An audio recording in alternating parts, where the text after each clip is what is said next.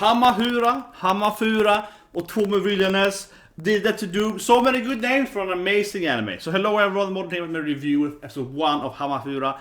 For impression, kind of more important, and I really loved the anime. I really loved it. You know, I've been waiting for this anime the most, talking about it all the time. I really loved the episode. It was an amazing episode 1. It was almost like perfectly flawless. The ending was great, the beginning was great, all the voice acting was great. So much good stuff. Let's talk about it. So first of all, I want to say this thing, and I apologize for the reaction quality. So unfortunately, as I mentioned in the reaction yesterday, my internet crashed, the dive I call it, just before the episode was out. So I was going to record the reaction. It took me 4-5 hours to fix the internet. Very frustrating, of course. And when I then when I then finally got the reaction out and finally started recording and so on, I forgot to do the audio settings correctly. So my program only records on one ear for one audio for some weird reason.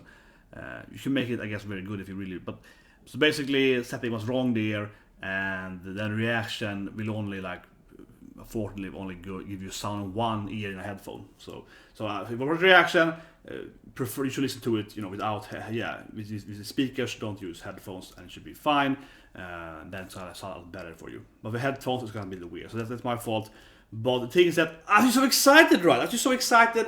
And I was very frustrated, honestly, because I couldn't get the reaction out, and I was like, damn it, I love this anime so much, and I wanna do it right, I wanna watch the anime, but also for me, right, I haven't seen it myself until I can do the reaction, because obviously I'm doing the when I do a reaction course, that's my first time I see it too, right, so I have to couldn't wait until internet works, so I can finally see it myself as well, so I was very frustrated, I was like, man, so I just want to give you the reaction, fast possible, right, to get my love out for this anime. So anyway, so obviously I'm biased though.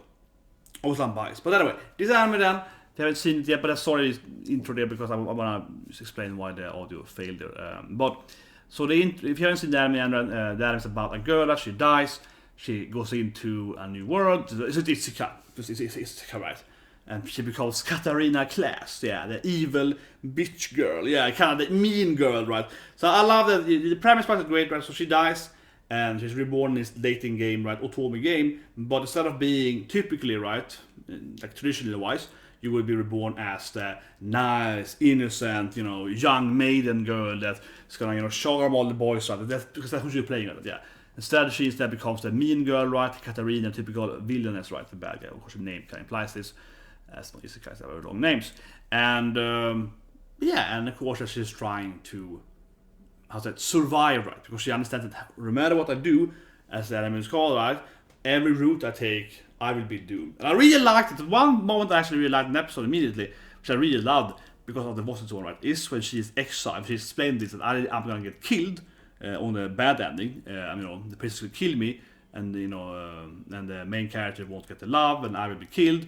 That's one of them, but the other ending when she's gonna exile, I love that. She's like, Omore Bakano! I love the typical, that kind of stuff for me makes the anime be so enjoyable, right? Because she's doing this typical, if you ever play Street Fighter or whatever, right? And so much, the kind of the bad M. Bison, when you defeat M. Bison, he just say, Bakano, impossible, that kind of an evil, that kind of, I'm the evil bastard, And or if you if you watched Hametsu Medical, Demon Girl Next Door last year, right?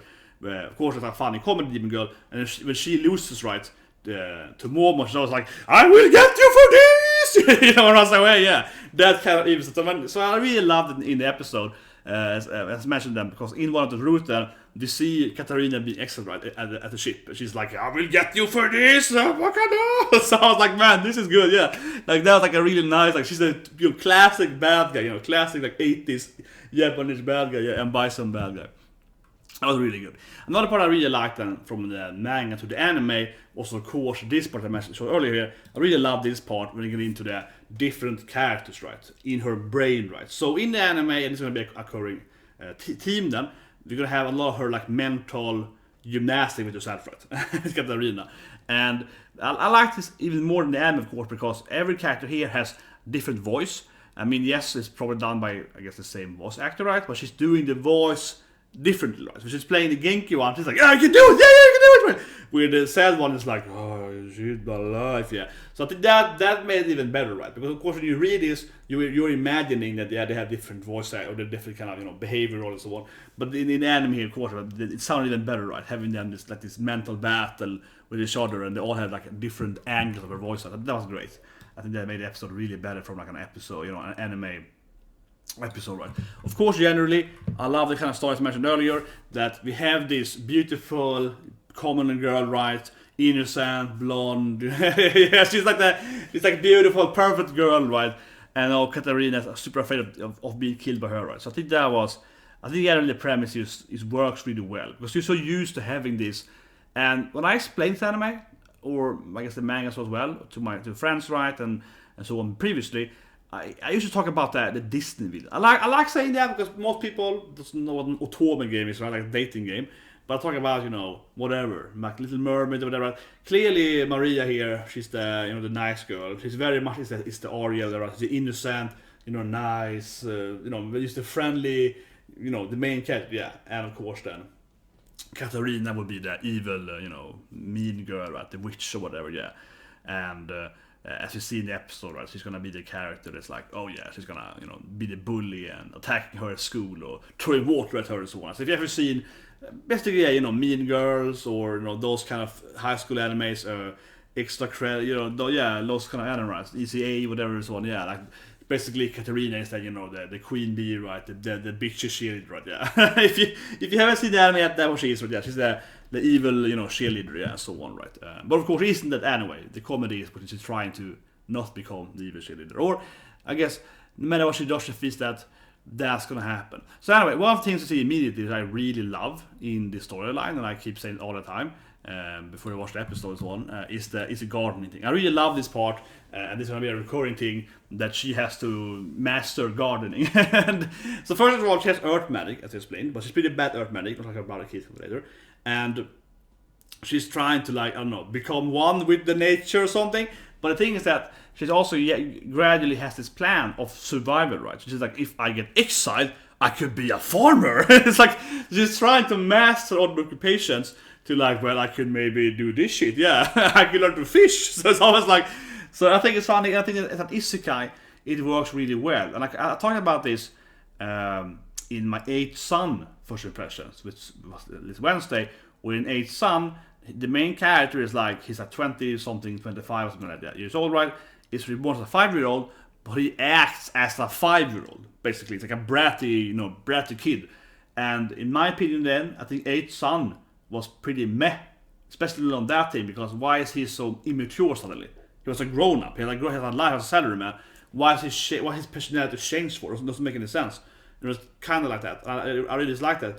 Here instead, in Katarina here, it's so much better. Almost Katarina is saving Isekai, because Katarina is like a 17-year-old, right?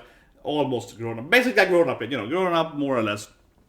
Girl suddenly in a younger body, but her personality is exactly the same, right? Yeah, she hasn't changed at all. And instead of them being like, oh shit, I'm gonna die, what should I do? Instead she's like, I have to master these crafts, right?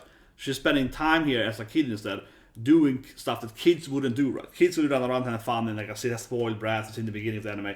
She's like a rich girl, right? Yeah, she wouldn't do much, actual mastering any skills, right? Except being like a bitch, right? Yeah. But she, you know what I mean, yeah. But instead, Katarina Class, the now new Katarina, she's like, I'm gonna be a swordsmaster, I'm gonna be a freaking sailor, I'm gonna be a fisherman. She's doing the, occupation grinding. It's like, I have to master every damn job I can.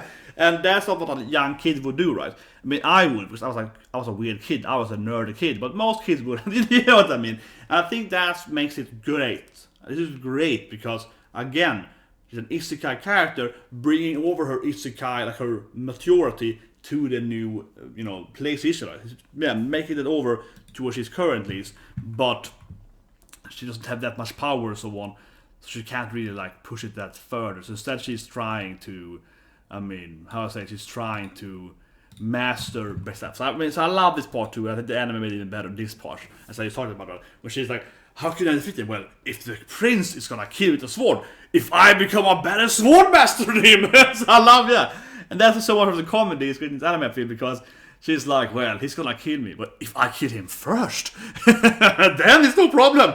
So yeah, and I thought about that. She's trying to master both, survival and also like battle and also magic to be like a badass, murderer princess. So you can like just defeat all the damn princes, right?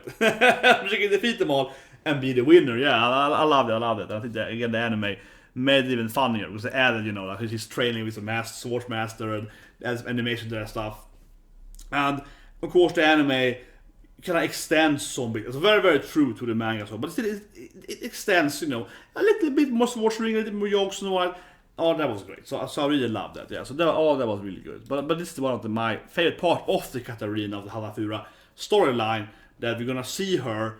I don't want to spoil here, but like a very, very much spoiler. We're gonna see her, of course, increasing in this like, what can I do more? Maybe I can have like trap stuff. Yeah, she's gonna become more and more crazy and be like, I can do this shit. Yeah. So that's one of the good comedies, and she's always trying to, of course, add with it. And at the same time, we also see her. She's a very good person. We also see her evil side, coming up. But her deep down evil side is like, maybe we could like abandon him. We could like exile the brother first. Yeah. What if I kill my new brother before he kills me? Of course, we know she's never gonna do it, but I do love that, and that makes this character of Katarina such a good character, I think, because I don't like the characters when they're just like, oh, they're just very good at Tushi, even if they do a good decision in the end, it's boring if they're just never considering what's the dark path I can do it, right?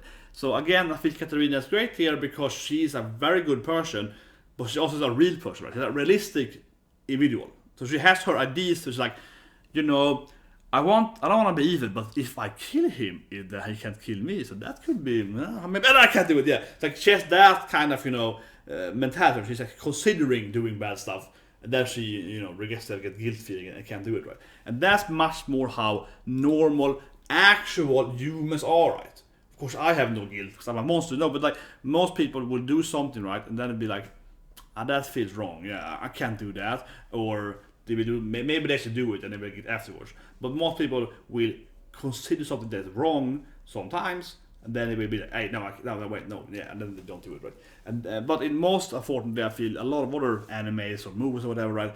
The characters are so damn good, right? They're so perfectly good, and that's boring. Yeah, this is so much better. This is like Katarina is so realistic because she's always considering like the dark paths always, but she doesn't do them. But she always thinks that how could that work out for me? Yeah, how could this benefit me? So she's a real person, and I really loved it, right? And that's why she's one of my absolute, favorite female main characters ever.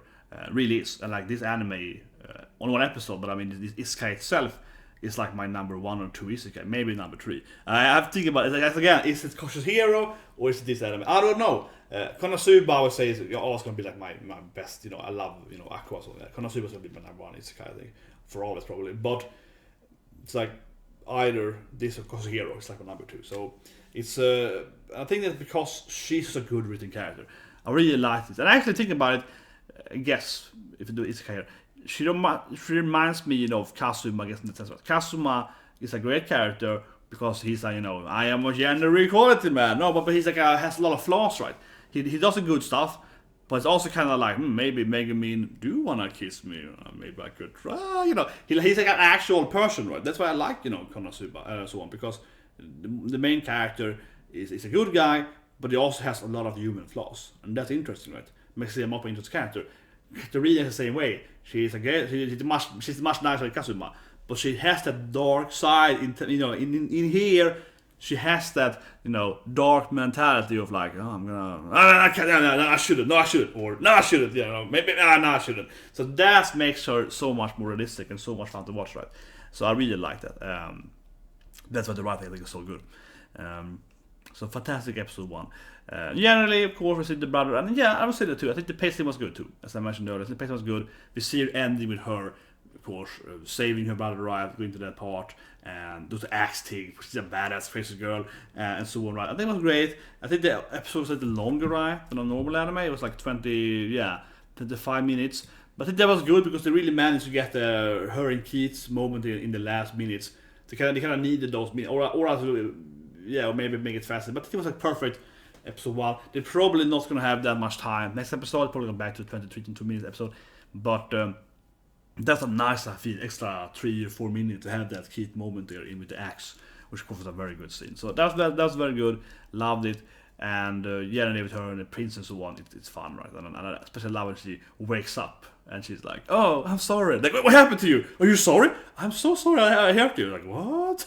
She changed. But I like that too, because in many isekais, it's kind of silly. Of course, they're not gonna think that she's an isekai character, but I think in a lot of isekais, it's kind of like the main character changes, right? Because they are reborn as the new person.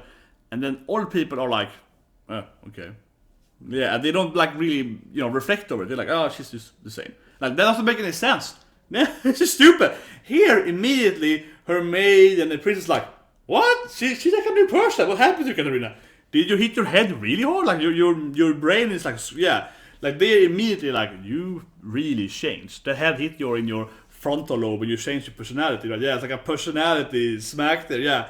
They are all like, whoa, maybe she's gonna die, yeah, like they're all, whoa. And I love that, right? I love that. And I'll say one thing, because anime started on Saturday, Honsuki, I want to spoil it, but Honsuki, I think in particular, one reason like Honsuki, is that it has used that scene, where it's a very good scene, Honsuki, where one of the characters is like, you're not this girl, yeah, like it's something weird, are you like a ghost, you're a zombie, I'm like, no, but I mean, but kind of like, yeah, they're like, you're an imposter, right? Yeah, you're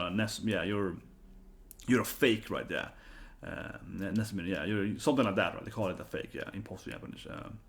So it's kind of like that, and I think it's really good.